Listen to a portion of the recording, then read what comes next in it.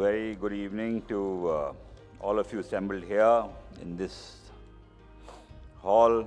And Mr. Bhupesh Dharia, the founder and the chief organizer of this event, who we just heard. Dr. Abhijit Gangopadhyay, the Dean, Aegis School of Data Science. Dr. Jadumani Jaina, the former CEO, Telecom Sector Skill Council. Dr. Anil, Dr. Habib, the jury members who I just got photographed with, all the awardees who are sitting in this hall, all innovators, researchers, the distinguished crowd that's here, who've probably spent a lot of time learning and are experts in their domain, and some friends from the media. Very happy that I got the privilege to come here and talk to you.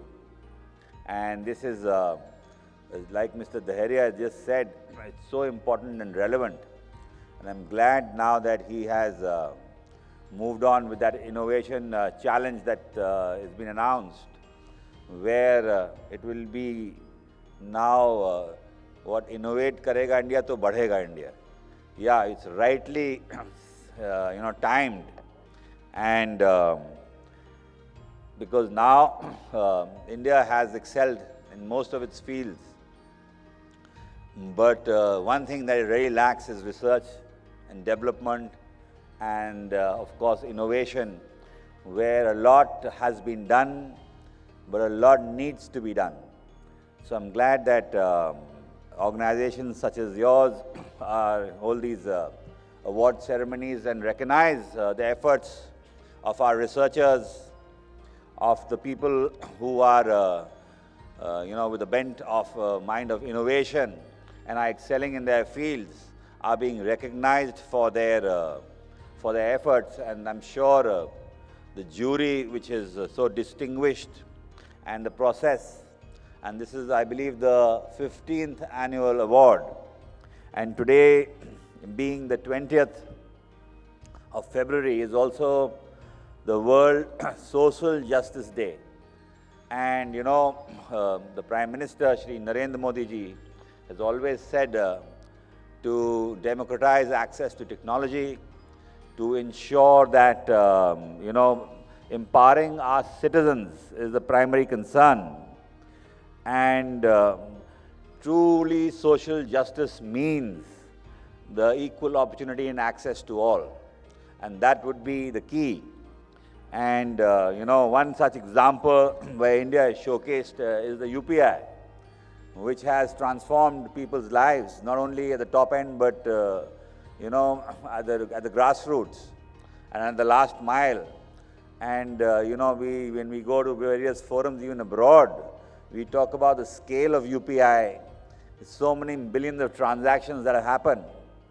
And I'm glad to inform you, even yesterday, the Emir of Qatar was in India. And he went and announced that the UPI will be available to his country as well, which is only showcases the Indian strength and the capacity that we have, not only to benefit India, but make an impact in the world and other countries as well. And of course, the other initiatives, which I'm sure you all know, under the Digital India program, the Make in India program, India is focusing much on manufacturing. Every time we go for elections, the people throw up a mandate, not only in terms of numbers, but as a message to every election mandate. And the first 2 terms of the Prime Minister were completely different to what the mandate of the 3rd term was. And the 3rd term mandate was about jobs and manufacturing and moving forward. So, in the earlier ones, it could have been about infrastructure, about, changing the systems and the way we work. So this one is for innovation, for research, for manufacturing, for jobs. That's the mandate and that's the focus of our government. And we've gone ahead, and I'm glad that we've had some headway in this direction Our PLI schemes have given the necessary thrust to certain sectors. I wouldn't say all, but as far as mobiles go, from an importer, we've become an exporter. And that's one of the areas where the PLI scheme has excelled. Then we have the India AI mission, which the Prime Minister himself is monitoring very closely. About 10,000 crores has been earmarked for that. And you see how things in the tech world are moving so fast that you can't just begin to relax and say that we've done a lot.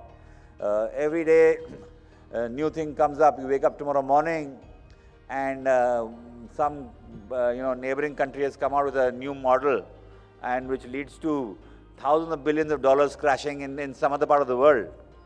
So so I'm glad that as far as AI goes, India is on its way, slowly and steadily. That we'll be having our our own foundation model. We won't be dependent on others as far as the sourcing of AI data.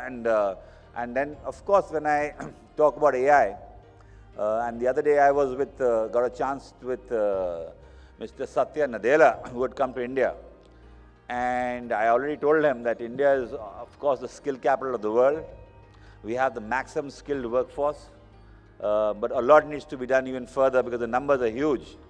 So we are training our future generations for the future skills with regard to these courses of AI and Internet of Things and other such courses which will keep our workforce at the cutting edge at the world stage. And I also told him that we are the use case capital of the world. We have the maximum data available. And we've shown to the world whatever we do it at scale. And we and we talk with great pride about this thing called JAM Trinity. JAM is the Jan Dhan accounts, which the Prime Minister has ensured that every person in India gets an account, which has led to a lot of the direct beneficiaries are getting instant without any leakages happening on the way. The bank accounts have helped clean up that area. Then we have the Aadhaar model, the unique identification of an identity model, which nobody has. Huge numbers. And then we have the mobiles. I'm glad you've talked about the challenge where the mobile will become a computer. But I must tell you the numbers. As far as smartphone access is concerned, it's about crossing 1 billion in India. The internet users are about 900 million. But there's also a sizable amount which don't have access. So the challenge should be to ensure that those people who don't have access to internet, to mobile, I'm sure with your initiatives, you will ensure that the approach is bottom up and not top down, where we give access to those people who don't have it yet. But with these numbers come with great numbers come great challenges with regard to cyber security and other things that come with the use of technology. So as far as the government goes, we are ahead of the curve, and we are trying and ensuring and taking steps that our citizens are protected in the data world that we live in. Of course, the other efforts of the government, as far as research goes, has just been announced by our finance minister in the budget about the 50,000 government schools will have the Atal Tinkering Labs, which will ensure research, innovation, curiosity to the government. And people don't have access. India's got huge talent. They've got huge capacity to do something. So it's a collective effort of the government, stakeholders such as yours, the industry. We all have to collect together and contribute to nation building in the true sense when we give access to these small things to our young minds, which are the greatest in the world, I can assure you. And then what about, we are investing about 20,000 crores in the private sector driven research and development and innovation. We've gone in with, for our startups, exploring a deep tech fund of funds that I'm sure you're aware of. We are providing about 10,000 PM research fellowships for research in IITs and IISCs. That also is a big step forward. And the startups, of course, have done us proud in these 10 years. We have about 150,000 startups and so many unicorns. And me working in the Commerce Ministry is also instrumental in ensuring that we do give them the necessary help and hand-holding for our startups to reach that critical stage and move forward. So I'm glad things are on their way. We are doing a lot, and your innovation index that also has been launched today will go a long way in further enhancing our innovation ecosystem and pointing out the loopholes or the shortcomings that are there which need to be filled. And of course, last but not the least, the R&D which I talked about. I would request our private players to ensure that they spend more on R&D, and that is what is going to be critical in times to come, and which India, if it needs to go further in whichever field it does, R&D is going to be critical. It's so competitive across the world. So I'm happy that I've got to say some things to you.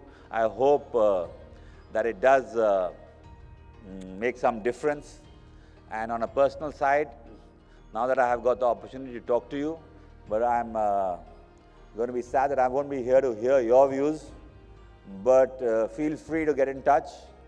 And any help that you think that you might need from the government, both from the Commerce Ministry or the Information Technology Ministry or any other government department, I'm there, gladly would like to help our innovators who are at the cutting edge. Whatever help I can be of, I would be gladly doing my bit. So with that, I end, and I wish you and our future generations who will be taking the India flag and the India growth story forward with their wisdom, innovation and effort. Thank you so much for having me here. Can you stay on the stage?